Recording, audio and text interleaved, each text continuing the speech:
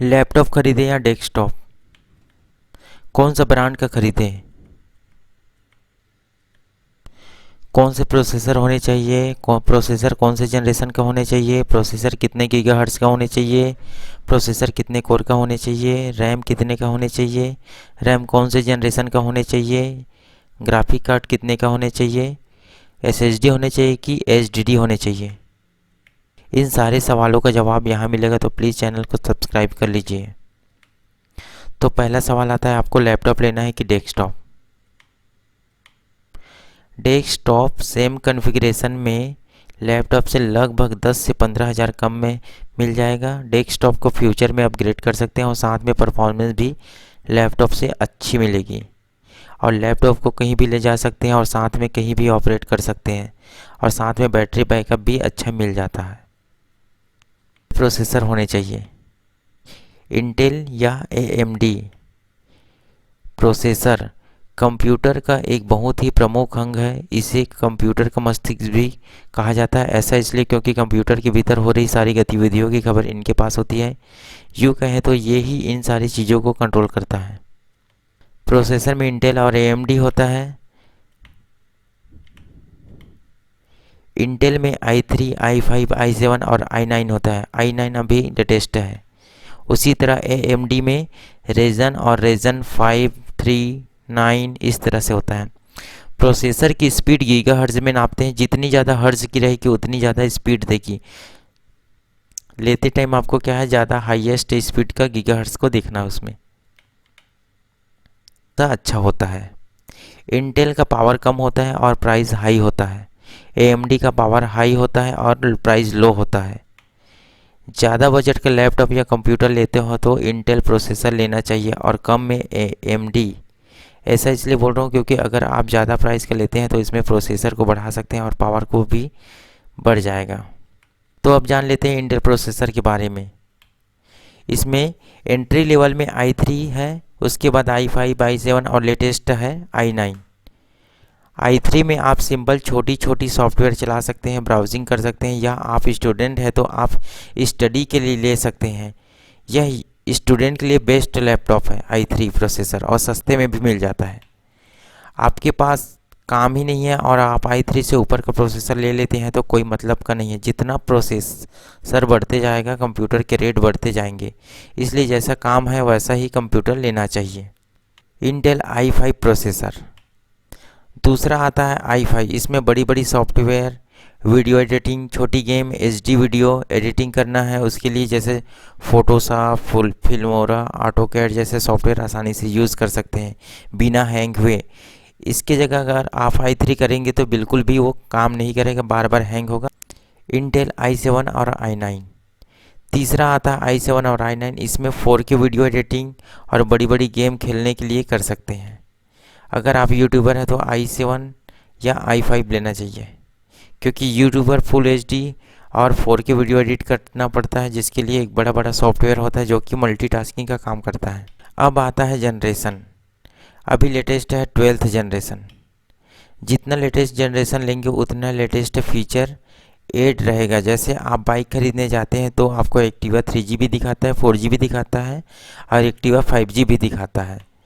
Bike तो एक ही है बट कुछ एक्स्ट्रा फीचर जुड़ जाता है, जैसे 5G में चार्जिंग पॉइंट लग जाता है। उसी तरह जितना लेटेस्ट जनरेशन लेंगे उतना लेटेस्ट फीचर ऐड हो जाएगा। कितने कोर? अब ये कोर क्या होता है चलिए जानते हैं। प्रोसेसर में डुअल कोर होता है 2 कोर का, क्वाड कोर होता है 4 कोर का, हेक्सा कोर होता है 6 कोर का, ऑक्टो कोर होता है 8 कोर का। अब इन सब का मतलब क्या होता है चलिए बताता हूँ। इन सब का मतलब होता है जितना ज़्यादा कोर होगा उतना ही ज़्यादा मल्टीटास्किंग काम करेगा। मान लो आपके पास एक हाथ से काम करते हैं तो वो काम तो होगा, बट अगर आप दोनों हाथ से करेंगे थोड़ा सा स्पीड होगा। अब आप मान लो जाए आपके पास 3 हाथ है तो तीनों हाथ से करेंगे तो थोड़ा सा और स्पीड, 4 होगा तो 4 से और ज़्यादा। जितना ज़्यादा आपका कोर बढ़ते जाएगा उतना स्पीड बढ़ते जाएगा। अब आता है रैम। रैम का काम होता है मल्टीटास्किंग। आप एक बार में कितना काम करते हैं, जैसे ब्राउज़र ओपन है, एडिटिंग का काम भी चल रहा है, सॉफ्टवेयर भी ओपन है, कई तरह के और दूसरा भी काम हो रहा है, तो यहाँ पर क्या होता है, हैंग हो जाता है आपका सॉफ्टवेयर। तो यहाँ का क्या होता है, जितना ज़्यादा रैम रहेगा आपके कंप्यूटर में उतना मल्टीटास्किंग काम होगा। आप तरह तरह के काम या तो बहुत सारा टैब खोल के रखेंगे तब भी वो हैंग नहीं होगा।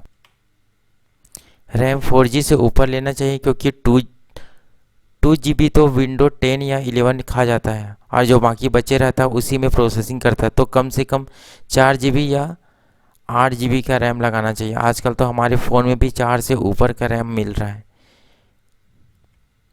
रैम के भी अलग अलग जनरेशन होते हैं, जैसे DDR1, DDR2, DDR3, DDR4, DDR5। अभी लेटेस्ट है DDR5। जितना लेटेस्ट रैम लेंगे उतना कम वोल्टेज लेगा, तो कम बैटरी भी लेगा, बैटरी बैकअप भी अच्छा देगा, क्योंकि इसकी रीड और राइट स्पीड ज़्यादा होती है। तो हमेशा लेटेस्ट रैम ले। हार्ड डिस्क ड्राइव लगाए HDD या सॉलिड स्टेट ड्राइव लगाए SSD। HDD में रीड और राइट की स्पीड कम होती है और बहुत ही सस्ती होती है। उसी तरह SSD की रीड और राइट स्पीड ज़्यादा होती है और बहुत ही महंगी होती है। इसलिए जब भी लैपटॉप या डेस्कटॉप ले SSD ही ले।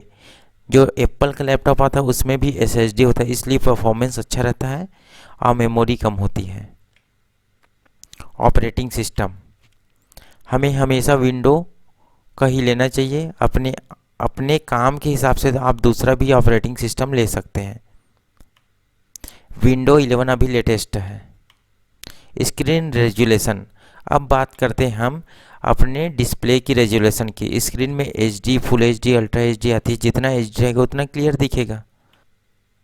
अब बात आती है ग्राफिक कार्ड की। आपने फुल HD स्क्रीन डिस्प्ले तो ले लिया, बट आपके पास अगर ग्राफिक कार्ड नहीं है तो उसमें फुल HD डिस्प्ले का कोई मतलब नहीं है। जैसे आप मल्टीटास्किंग काम करेंगे या कोई गेम खेलेंगे तो डिस्प्ले की क्वालिटी अच्छी नहीं आएगी, इसलिए आपको ग्राफिक कार्ड लगाना ही पड़ेगा। कम से कम 2 GB या 4 GB लगाना पड़ेगा। कौन सा ब्रांड का ले? मेरे हिसाब से मैं अपना ओपिनियन बताता हूँ। पहला मैं प्रेफरेंस दूंगा HP को, क्योंकि इसका मैं यूज़ किया हूँ इसलिए बता रहा हूँ। उसके बाद होता है डेल, उसके बाद होता है लेनोवो, इसी तरह और भी आसूस, एसर, इस टाइप से आ जाता है। बेस्ट यूट्यूबर लैपटॉप मैं सजेस्ट करना चाहूँगा। अगर आप एक यूट्यूबर है तो आपके लिए एक धांसू लैपटॉप सजेस्ट करना चाहूँगा, क्योंकि एक यूट्यूबर को फुल HD वीडियो एडिटिंग करना पड़ता है, 4K वीडियो एडिटिंग करना पड़ता है, जिसके लिए हैवी सॉफ्टवेयर चलाना पड़ता है।